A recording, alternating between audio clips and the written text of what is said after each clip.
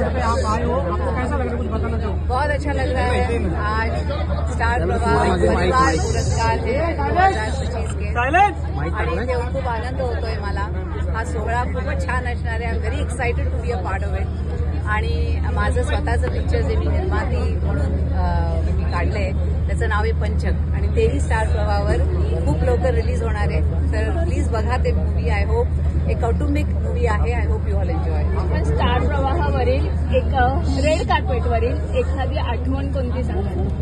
वेल आजची आठवण आहे। आज आल्याबरोबर जे मला ग्रीटिंग मिळालं आहे ते त्यांनी असं कळतं की किती प्रेम आहे लोकांना माझ्याबद्दल आणि तेच प्रेम असाच नेहमी राहावं हीच इच्छा आहे।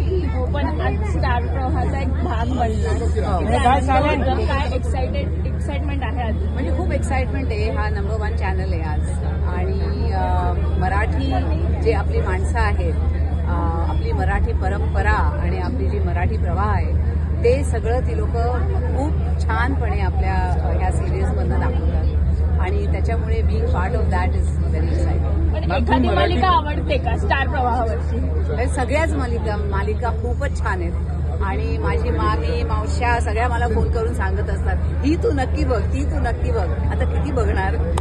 रोज कोणती फेवरेट मालिका आहे का? 2-3 आहेत पण त्याचे आता नावं मला I hope I take them well. मोठा पडदा गाजवल्यावर छोट्या पडद्यावर काम करण्याची एक इच्छा पुन्हा एकदा तयार होईल का? ती आवडेल का की मालिकेत? नाही म्हणजे मोठा आणि छोटा पडदा नसतोच।